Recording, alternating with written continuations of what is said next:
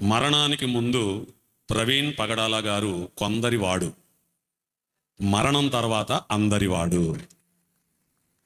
కేవలం మన ఆంధ్ర తెలంగాణనే కాకుండా మన ప్రక్క రాష్ట్రాల్లో కూడా, కర్ణాటకలో కూడా, బెంగళూరు పరిసరాలలో ప్రవీణ్ పగడాల గారి యొక్క అభిమానులు, దేవుడు అనేకులను కేవలం ఆయన యొక్క వాక్య చాతుర్యాన్ని బట్టి, దేవునిని బట్టి ప్రియులరా ఆయనంత గొప్ప అభిమానం పొందాడు.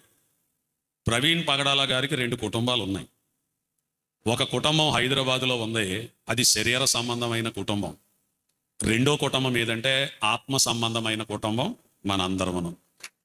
మనలాంటి క్రైస్తవులందరూ, ప్రపంచంలో ఉన్న అందరూ తెలుగు క్రైస్తవులే కాకుండా అనేక మంది ప్రియులరా ప్రవీణ్ పగడాల గారిని గూర్చినటువంటి విషయాలు తెలుసుకుని, వారు బ్రతికున్న దినాలలో పొందిన అభిమానాన్ని కంటే చనిపోయిన తర్వాతే గొప్ప అభిమానం సంపాదించుకున్న ఆత్మీయ నాయకుడు. పరిశుద్ధ గ్రంథంలో ఒక మాట, హెబ్రీ పత్రిక 13వ అధ్యాయము 7వ వచనంలో ఉన్న మాట ఏంటంటే, మీకు దేవుని వాక్యమును బోధించి మీ పైని నాయకులుగా ఉన్నవారిని జ్ఞాపకం చేసుకుని వారి ప్రవర్తనా ఫలమును శ్రద్ధగా తలంచుకొనుడి. ప్రియులరా, వారిని గూర్చి మనం చెప్పాలి అంటే చాలా విషయాలు భౌతికంగా ఉన్నాయి, ఇటు ఆత్మీయంగానూ ఉన్నాయి. ఆయనను చూడగానే మనకు కనిపించే తత్వం ఏమిటంటే, అన్నీ ఉండి కూడా తగ్గింపు జీవితం ఆయనలో ఉంది. 4 పర్యాయాలు ప్రవీణ్ పగడాల గారితో నాకు పరిచయం ఉందన్నమాట. 4 మార్లు 10 సంవత్సరాల కాలంలో నేను వారిని కలిశాను. ప్రియులరా, చాలామందికి తెలియదు, చిన్న సేవకులు పిలిచిన సమయం ఉంటే వెళ్ళిపోతారు ఆయన. కానీ ఆయన యొక్క వ్యాపార సామ్రాజ్యం మరి చూస్తే చాలా పెద్దదే. ఫస్ట్ రేట్ ఇన్ఫోటెక్స్ అని చెప్పి ఒక సాఫ్ట్వేర్ కంపెనీ, అలాగే ఫస్ట్ రేట్ సాఫ్ట్వేర్ కంపెనీ, ఇలా ఆయనకు ఉన్నటువంటి కంపెనీస్ ప్రపంచవ్యాప్తంగా 7 దేశాల్లో ఉన్నాయి. మరి ఆర్థికంగా కూడా చాలా బలంగా ఉన్నటువంటి వ్యక్తే. కానీ దేవుడు ఆయనకు 1 నెల ముందుగానే మరణాన్ని గూర్చి హెచ్చరిక, ఇతరుల ద్వారా హెచ్చరిక తెలియజేసినట్లుగా ఆయనకు సిగ్నల్స్ అందినాయి. కానీ ఈ విధంగా జరుగుతున్న ఒక దుర్ఘటన ద్వారా ఆయన మరణిస్తారు అనే సంకేతం ఎవ్వరికీ తెలియదు. ప్రభువునందు ప్రియులరా, క్రైస్తత్వంలో 2 రకాలు ఉంటారు. ఒకరు సాక్షులు, రెండవది హతసాక్షులు. మనలో చాలామంది సాక్షులుగా ఉంటాం, సాక్ష్యం చెప్తా ఉంటాం.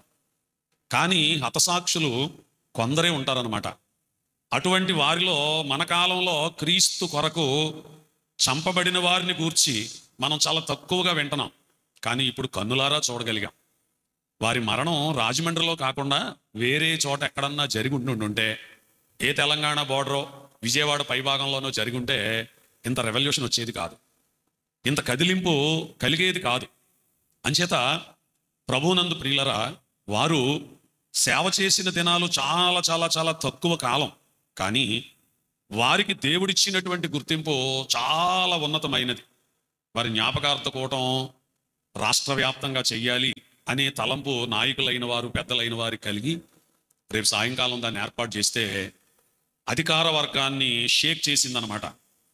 అధికార వర్గాన్ని, మరి పెద్దలకు, వేదిక మీద ఉన్న నాయకులకు తెలుసు ఆ విషయాలు, రేపు జరగాలి. కానీ పోస్ట్పోన్ అయింది. ఎందుకు అంటే దానివల్ల క్రైస్తవత్వంలో ఇంకా గొప్ప ఐక్యత, ఇంకా గొప్ప యూనిటీ పెరిగి ప్రజలై మరి ఎక్కడికి తీసుకుపోతుందో, దీని అంతం ఏంటో తెలియదుక.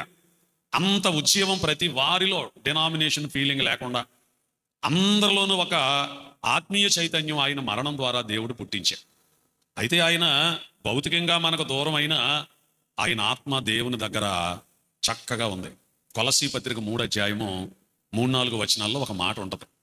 ఆ మాట ఏమిటంటే, మీరు మృతి నొందితిరి, మీ జీవము క్రీస్తుతో కూడా దేవుని యొద్ద దాచబడి ఉన్నది. ప్రియులరా, ఎవరి జీవాన్ని దేవుడు దాస్తాడు అంటే మనం మరో వాక్యాన్ని కూడా జ్ఞాపకం చేసుకోవాలి. కీర్తనల గ్రంథంలో మనందరికీ తెలిసిన మాట ఏంది? యెహోవా భక్తుల మరణము ఆయన దృష్టికి విలువగలదు. అందరి మరణం విలువైంది కాదు, భక్తుల మరణం. ప్రవీణ్ పగడాల గారు భక్తుడు, వేదిక మీద ఉన్న దైవజనులందరూ భక్తులు, మనందరం భక్తులం, క్రీస్తు భక్తులం.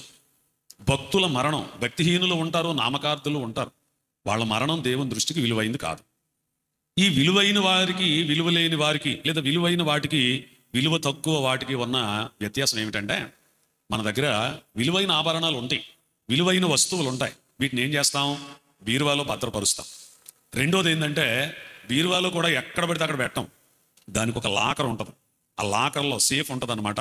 ఆ సేఫ్లో పెట్టి లాక్ చేస్తాం, అందుకని లాకర్ అంటాం. చూసారా, బీరువాలోని ఒక అర ఉంటుంది. ఆ అరలో ఈ విలువైన వస్తువులు, బంగారం కానీ, డబ్బులు కానీ, ఇంకా విలువైన డాక్యుమెంట్స్ కానీ అన్నీ ఓ చోట పెడతాం.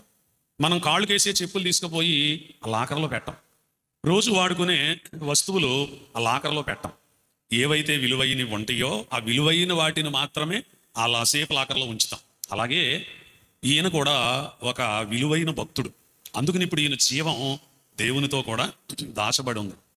ప్రియులరా, పరలోక దర్శనాలనే పుస్తకంలో సాధు సుందర్ సింగ్ గారు చెప్పుకొచ్చిన మాట ఏంటంటే, ఆయన పరలోకం వెళ్ళి పరలోకం అంతా తిరుగుతూ ఉంటే ఒక వ్యక్తి కనిపిస్తాడు. అతని శిరస్సు మీద ఒక కిరీటం ఉండదు. ఆ కిరీటాన్ని చూసినప్పుడు సుందర్ సింగ్ గారు చాలా ఆశ్చర్యపడి, ప్రవ్వా ఏంటి, చాలా మందికి కిరీటాలు ఉన్నాయి, ఇతను కాస్త డిఫరెంట్గా ఉన్నాడు, ఏంటి ప్రవ్వా అని అడిగాడు.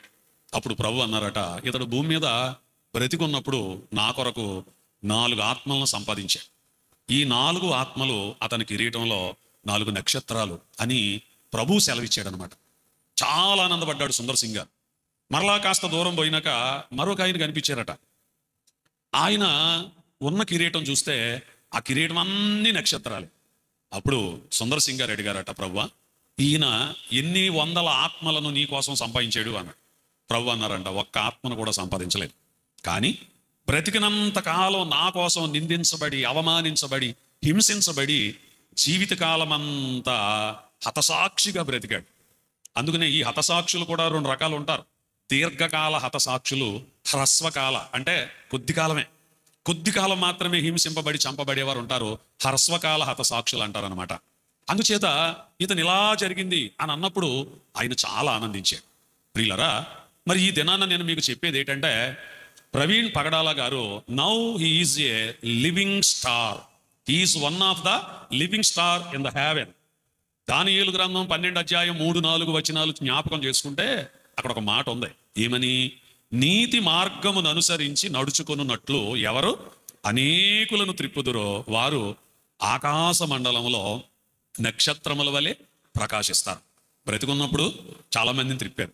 ఆయన చనిపోయిన తర్వాత కూడా అనేకులను, తెలియని వాళ్ళను కూడా, ఇతర మతాల వాళ్ళను కూడా తన తట్టు ఆకర్షించుకున్నాడు. అలాగే దేవుని తట్టు కూడా ఆకర్షించుకున్నారు.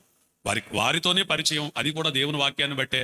వారి కుటుంబంతో, వారి వ్యాపారాలతో మాకు తెలియదు. కానీ ప్రియులరా, మరి ఒకే పర్యాయాలు షేర్ చేసుకోవడానికి దేవుడు ద్వారం తెరిచారు. అంచేత మంచి వ్యక్తిత్వం, గౌరవించే స్వభావం, నాకెంత ఉంది కదా అని గర్వించే, గర్వం లేకుండా తగ్గించుకునే తత్వం కలిగిన వారు, మహామేధస్సు కలిగినటువంటి వారు.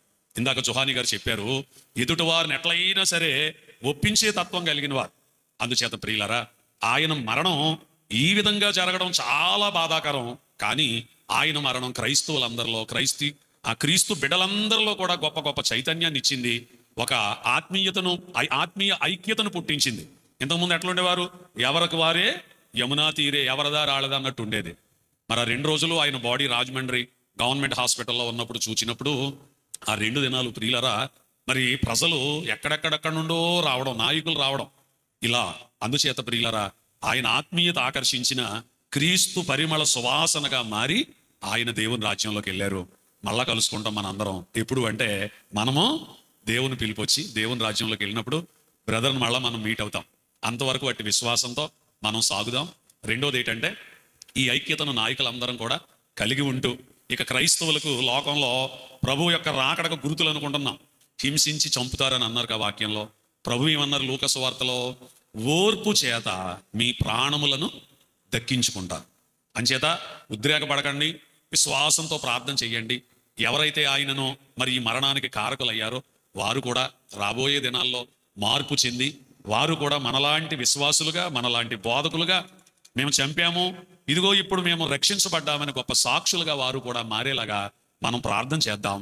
ప్రభువు ఈ కొద్ది మాటల ద్వారా మనలో ధైర్యము, స్థైర్యము, ఐక్యతను పుట్టించి మరింత బలపరచి ముందుకు నడుపును గాక.